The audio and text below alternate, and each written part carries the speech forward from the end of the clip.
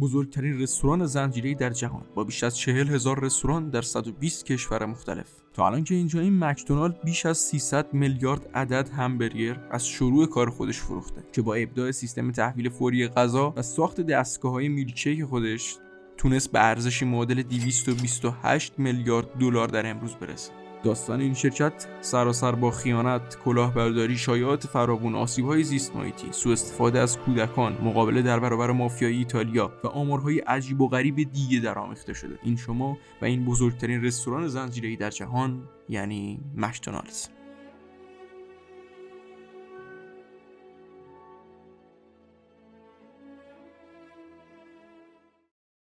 قبل از شروع هر چیزی منابع این ویدیو رو خدمتتون عرض می‌کنم.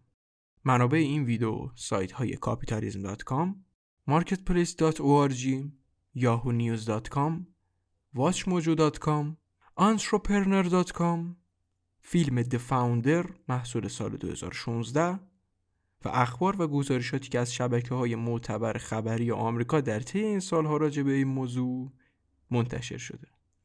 بدون فوت وقت شروع کنیم.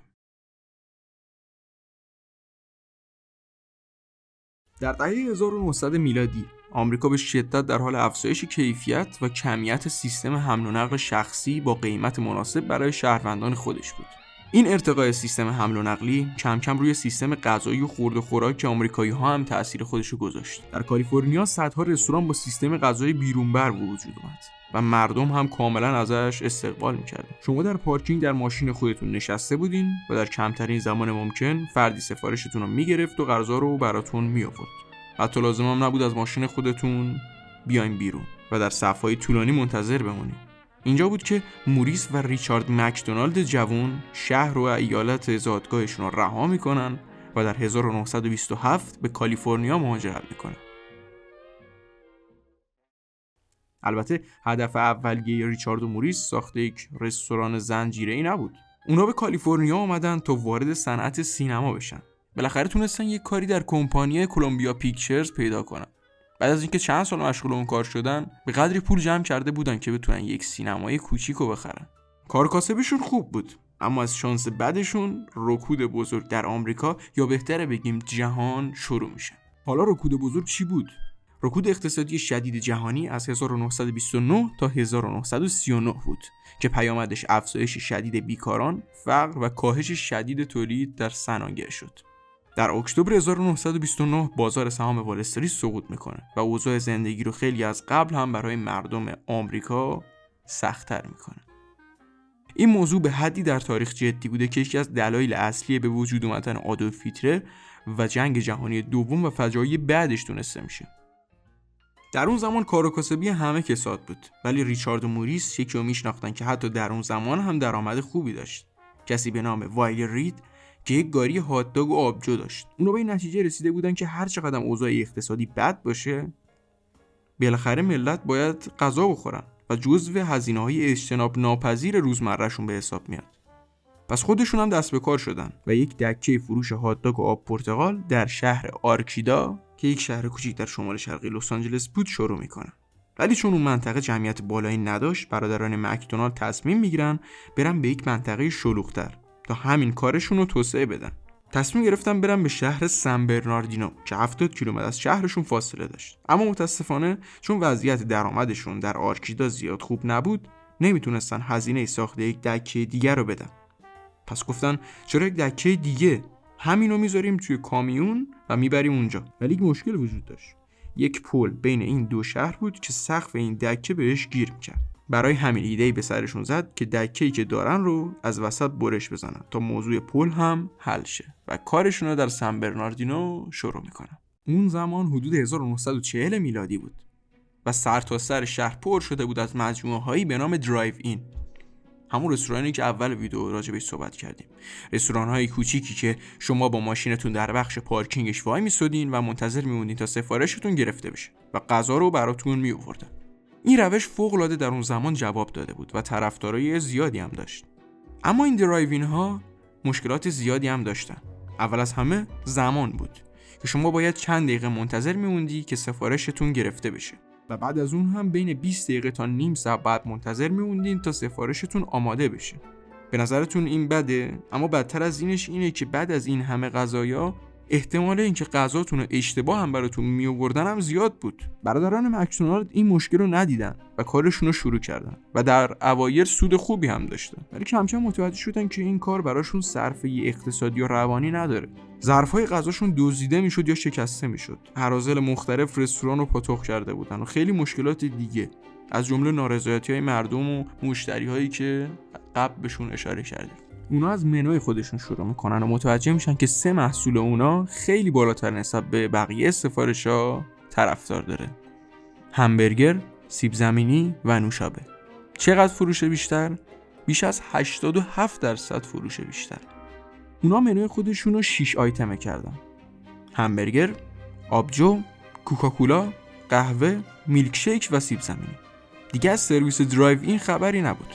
مشتری‌ها باید خودشون میومدن دم پنجره و سفارش میدادن. از شکستن و دزدیده شدن ظروف هم خبری نبود. تمام ظرف‌ها رو کاغذی کرده بودن. اما همه اینا درست شد جز یک چیز: زمان. انگار باز هم این دکه همبرگر فروشی جای پیشرفت داشت. اونا متوجه این موضوع شدن که چیزی که جلوی سرعتشون رو میگیره نحوه چینش آشپزخونه است. پس امتحان کردن تا به یک نتیجه رسیدن. با این چینش جدید کارکنان هیچ کار اضافه‌ای نمی‌کردن. هیچ وقتی تلف نمی‌شد و سفارش مشتری به جای 30 دقیقه در 30 ثانیه آماده می‌شد. اینجا بود که سیستم SPD یا سرعتی مکدونالد اختراع شد. همه چیز فوق‌العاده بود تا ریموند کراک که اون زمان حدود 50 سال سن داشت وارد ماجرا میشه، که تا اون موقع شغل‌های مختلفی رو امتحان کرده بود. فروشنده لیوان‌های کاغذی بود، سعی کرده بود یک پیانیست بزرگ بشه، ولی در آخر در هیچ کدوم موفقیت بزرگی پیدا نمی‌کنه. در سال 1954 کارش فروش دستگاهی میلکشیک بود که فروش خیلی خوبی هم نداشت البته، که به طرز عجیبی یک روز سفارش 6 دستگاه به دفترش میره. منشی اون با در میون گذاشتنش با ریموند اونو خیلی متعجب میکنه، چون تا به حال این حجم فروش در یک خرید رو نداشت. همین موضوع توجهش رو جلب میکنه. به اون مشتری تماس میگیره و از سفارش مطمئن میشه و بدون فوت وقت به سمت لوکیشن اونا حرکت میکنه و به محض رسیدن با تمام چیزایی که گفتیم مواجه میشه: منوی خلوت، سیستم کار SPD معروف مکدونالد، ظرف و لیوان‌های کاغذی و همه اینها رو بهش نشون میداد که این خودشه. این همون شانسیه که کل عمرم منتظرش بودم. از برادران مکدونالد درخواست میکنه که شعبه خودشون رو در سراسر ایالت و حتی کشور گسترش بدن، ولی برادرها این کار قبلا کرده بودن، ولی به دلیل فاصله زیاد اونها با شعبه های دیگه نمیتونستن کیفیت رو کنترل بکنن. ولی ریموند بیخیال بشون نبود. بالاخره ریموند برادرها رو راضی میکنه اونو به عنوان نماینده فروش خودشون قرار بده و 1.9% از فروش ناخالص هم به ریموند تعلق بگیره. هزینه راه اندازی شعبه با اون بود، ولی اون پولی نداشت. پس خونه خودشو به رهن بانک میذاره و با وام اون یک شعبه را میندازه. فروش خوب بود ولی باز کافی نبود. ریمون متوجه میشه یکی از خرجهای بالای یک شعبه مکدونالدز فریزرهای بستنیشه. ولی خب میلکشیک رو که نمیشد از منو حذف کرد. ریموند شروع میکنه به جذب سرمایه‌های خصوصی و شعبه‌های دیگر رو هم با نظارت خودش بر کیفیت محصولات راه اندازی میکنه. اما درست فروششون خوب بود، اما اون فقط 1.9% از سود ناخالص رو دریافت میکرد. این مسئله رو با برادرها مطرح میکنه و درخواست میکنه قرارداد جدیدی وضع بشه و درصد دریافتی ریموند بالاتر بره. اما برادرها راضی نمیشن، ولی ریموند هم ناامید نمیشه. از یک راه دیگه وارد میشه. چیزی پیدا میکنه که نجاتش میده: پودر میلکشیک. پودری که با ترکیب شدنش با آب بافت و طعم بستنی و میلکشیک رو میداد. اون این موضوع با برادرها مطرح میکنه و از کاهش خرج فریزرها براشون میگه. اما اونا باز هم راضی نمیشن، چون معتقد بودن که این محصول اسمش هست میلکشیک و اسم شیر رو روی خود جنس قرار داره، پس نباید از آب استفاده کرد و این تقلب حساب میشه. اما قبول کردن این موضوع برای ریموند ممکن نبود. اون چند ماه بود اقساط وامش رو پرداخت نکرده بود و هر لحظه در ماه‌ها یا حتی روزهای آتی ممکن بود خونش به مصادره بانک در بیاد.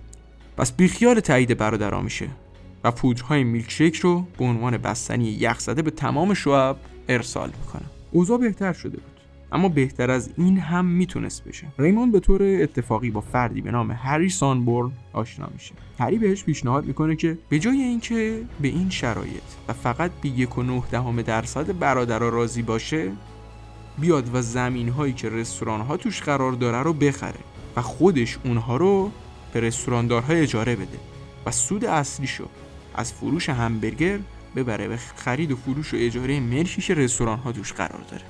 ریموند هم این پیشنهاد رو با جون و دل قبول میکنه و سودش رو چندین برابر میکنه. اما برادرها از طرف دیگه به شدت عصبانی بودن، هم به دلیل اجاره املاک به رستوران‌ها، هم به دلیل موضوع میلکشیک‌های تقلبی. اما دیگه ریموند هم آدم سابق نبود. اون اولین رستورانی که راه انداخت رو به عنوان اولین مکدونالد نامگذاری کرد. برای افتتاح هر شعبه به اونجا سفر میکرد، خودش شخصا افتتاحش میکرد، خودش با سرمایه‌گذارها دیدار میکرد، خودش قراردادها رو عقد میکرد. کسی حتی برادران مکدونالد رو نمیشناخت. مکدونالد فقط تبدیل به یک اسم شده بود، اسمی که مردم رو یاد ریموند کرایک خلاق و توسعه‌گر مینداخت، نه دو برادر همبرگر فروش توی یک شهر کوچیک. ریموند هم به خوبی این موضوع رو متوجه شده بود، پس دیگه زد زیر میز و به برادرها گفت که دیگه از قرارداد پیروی نمی‌کنه. برادران مکدونالد حتی اگر می‌خواستن از ریموند شکایت کنن هم موفق نمی‌شدن. پول، قدرت و شهرت رو ریموند داشت، اما کسی برادران مکدونالد رو اصلا نمیشناخت. بالاخره برادرها راضی میشن که امتیاز، نام و سیستم سرویس دهی مکدونالدز رو در سال 1961 فقط به $2,700,000 بفروشند به ریموند کراک. ریموند کراک که برای راه انداختن اولین شعبه از بانک وام گرفت و خونه‌اش رو رهن بانک گذاشت، تا زمان مرگش در سال 1984 تونست چیزی بیش از $500 میلیون ثروت برای خودش جمع آوری کنه.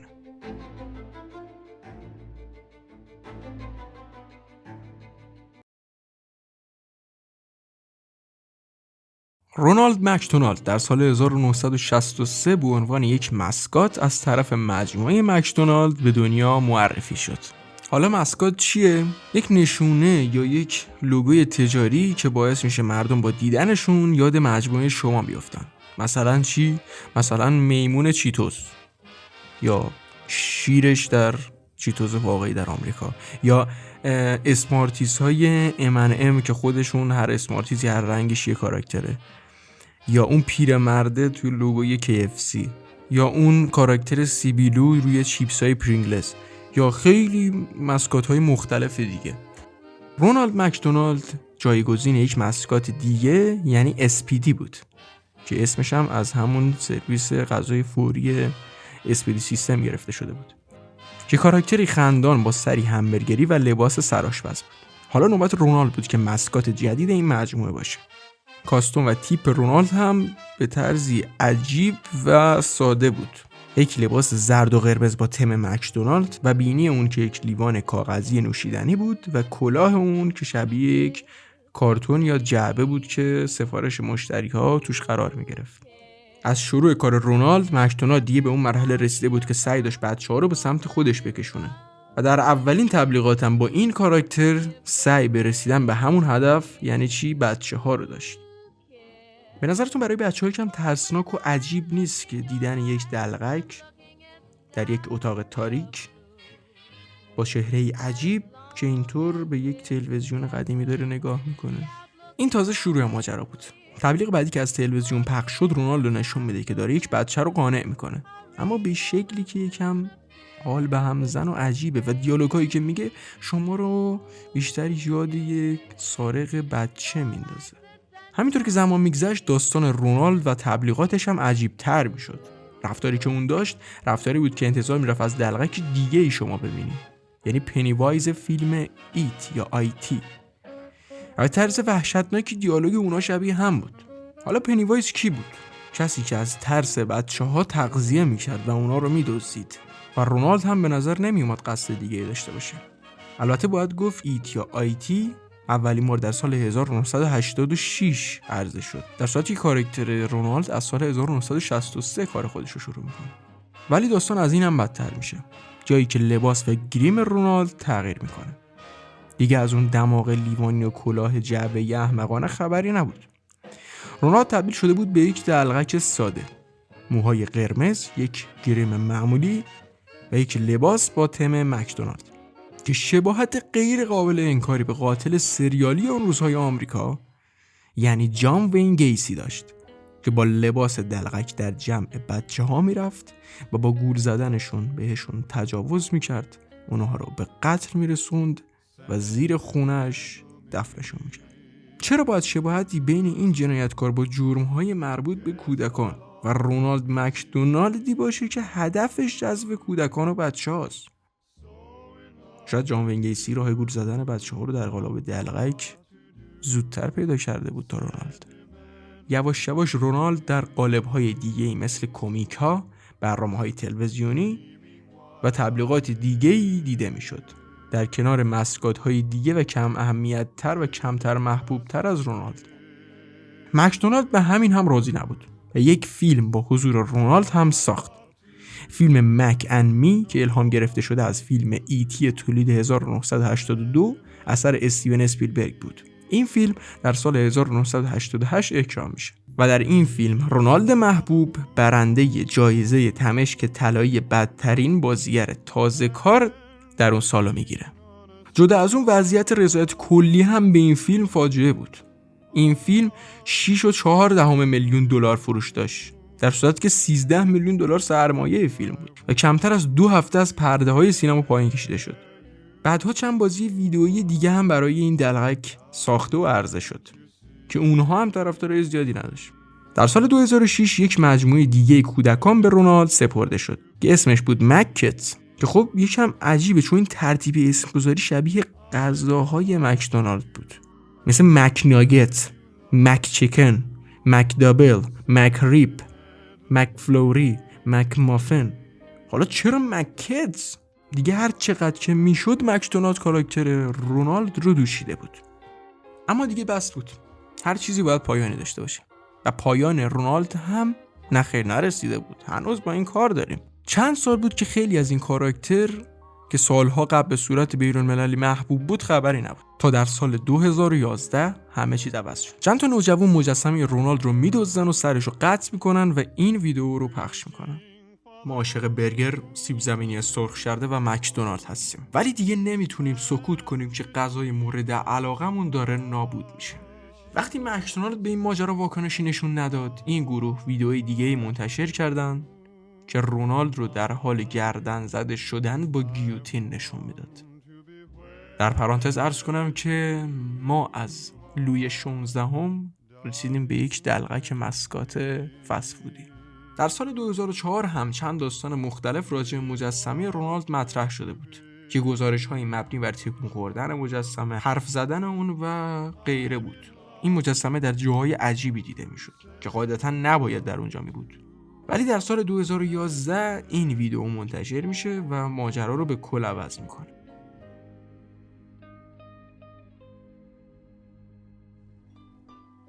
اصلاً به هیچ عنوان اهمیتی نداره که این ویدیو واقعی بود یا نه. مهم این بود که این ویدیو شروع موج جدیدی از ویدیوها و عکس‌های مختلف راجع به این مجسمه بود که باعث ترس مردم و به خصوص مخاطب اصلی اون یعنی بچه‌ها میشد. در سال 2016 هم تصاویری پخش شد از پلیس چین که در حال دستگیری کردن این مجسمه بود. اصلا عجایب. این کاراکتر دیگه نابود شده بود. یواش یواش دیگه حتی خود مکدونالد هم براش این کاراکتر اهمیتی نداشت، تا در سال 2021 که پیج اینستاگرام رونالد هم کار خودش رو متوقف میکنه که دیگه همه فهمیدن که کار این دلغک پس از گذشت 58 سال دیگه تموم شده بود.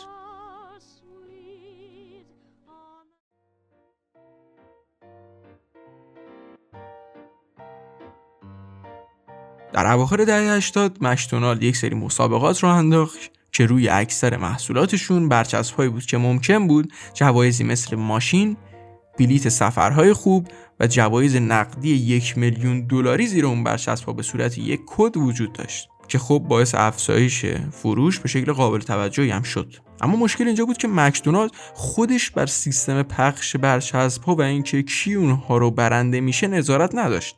اونا برای این کار یک شرکت واسطه استخدام کرده بودن که یکی از افراد این مجموعه فردی به نام جروم جیکوبسون بود که مسئول پخش این برچسب‌ها به سراسر آمریکا بود. بسته حاوی برچسب‌ها رو تحویل می‌گرفت و تو کشور پخش می‌کرد. و اینکه بیاد و اون برچسب‌ها رو بدزده از لحاظ تئوری ناممکن بود، چون طراحی برچسب‌ها جوری بود که غیر قابل جعل شدن بودن و بعد از تحویل دادنشون اونایی که تحویل می‌گرفتن برچسب‌ها رو میشمردن، پس نباید برچسب‌ها کم میومد. اما جروم راهش رو پیدا کرد. برچسب‌ها رو چک می‌کرد، اگر جایزه‌ای نداشت که اونا رو همونجور سر جاشون می‌ذاشت. اگر هم که جایزه دار بود که برچسب‌ها رو با کدهای معمولی بدون جایزه جابجا می‌کرد. ولی برای دریافت جایزه خودش نمیتونست کاری بکنه. خیلی مشکوک میشد دیگه. پس شروع میکنه به فروش اونها با 30 تا 40% ارزش واقعی اونها به بقیه. اولشو به باجناق خودش میفروشه. یکی از اونها رو هم به قصاب محلشون میفروشه. جروم پول خوبی از این راه در می آورد. اما موضوع جایی جالب میشه که جروم با یکی از کله‌گنده‌های مافیای ایتالیا به نام جری کولومبو آشنا میشه. جری و جروم با هم یک شراکتی میکنن. جروم بسته های جایزه رو برای جری میاره، اونم اونا رو به افراد خودش میفروشه. حتی اگر برای مثال جری کولومبو یک جایزه کد $1,000,000 رو به همون قیمت $1,000,000 میفروخت، باز هم برای هر دو طرف سود داشت، چه خریداران چه جری و جروم. چون خریدارا از افراد دوروبری خودش بودن و پولاشون اکثرا از پولهای جرایم سازمان یافته و پولهای کثیف بود. پس پولهای کثیف رو به جری میدادن و از مکدونالد پولهای تمیز میگرفتن. جروم و جری هم که از این ور هرچی میگرفتن براشون سود بود. اما این وسط مکدونالد بود که روحش هم خبر نداشت که جوایزش میره تو جیب خانواده های مافیا و پولهای اونا رو تمیز میکنه. همه چی خوب بود تا روزی که جری کولومبو در یک تصادف کشته میشه. حالا که شریک جرم جروم مرده بود، کارها همش رو دوش خودش افتاده بود و خب واضح بود که به اندازه کولومبو در این کار خبره نبود. یواش یواش گزارش‌های مشکوکی به FBI رسید. تحقیقات نشون داد که اکثر کسایی که این جوایز رو دریافت کردن اهل جکسونویل فلوریدا بودن، یکی از تفریحگاه‌های مورد علاقه مافیای نیویورک. مکدونالد بعد از شنیدن این اخبار می‌خواست کاملاً موضوع جایزه‌ها رو کنسل کنه، اما FBI اجازه نداد و درخواست کرد که یک بار دیگه این مسابقه رو انجام بدن تا FBI بتونه افراد پشت این داستان رو گیر بندازه و همین کارو هم کردن. آخرین برنده $1,000,000 فردی بود به نام مایک هوور که FBI به عنوان گروه فیلمبرداری پیشش میرن و ازش راجع به این میپرسن که از کدوم شعبه برچسب رو برنده شده. مایکل هوور یه جوابی بهشون میده و FBI هم بیخیال داستان میشه. اما بعد از رفتنشون مایکل تماسی میگیره و در اون تماس به اسم جروم اشاره میکنه و میگه که مأمورا رو گول زده، اما نمیدونست که در حال شنود شدنه. حالا اونا مدارک کافی رو داشتن و با افزایش تحقیقات اونا به 50 نفر مرتبط با موضوع فروش برچسب‌ها برخوردن. تمام اون افراد با سردستگی جروم. حالا اون باید هم چندین میلیون دلار سرقتی رو برمیگردوند، هم 3 سال به حبس میرفت. اما شاید باورتون نشه که این کار 1-2 روز نبود. جروم این بازی رو از 1988 تا 2001 پیش برده بود و تا اون زمان مکدونالد بیش از 24 میلیون دلار فقط جایزه داده بود. حالا که این قضیه رو شده بود، مردم مکدونالد رو به این قضیه محکوم کردن که این همه سال کلاه سرشون رفته و با امید محصولات رو می‌خریدن که جایزه رو برندشن، ولی جایزه تو جیب مافیا میرفته. پس سهم ما چی؟ مکدونالد برای اینکه مردم رو ساکت نگه داره 25 میلیون دلار بین مردم قرعه کشی میکنه تا یکم براشون جبران کنه. جدا از اون 25 میلیون دلار، اونا بیش از 16 میلیون دلار هم خرج مسائل قانونی این ماجرا کرده بودن و جمعاً جروم و کارش باعث شدن چیزی بیش از 65 میلیون دلار این ماجرا برای مکدونالد خرج برداره. اما بازنده اصلی مردمی بودن که با امید جایزه محصولات رو میخریدن و جوایز رو مافیا میگرفت و پولاش رو قانونی میکرد. اما این پایان ماجرای مشکلات مکدونالد نبود.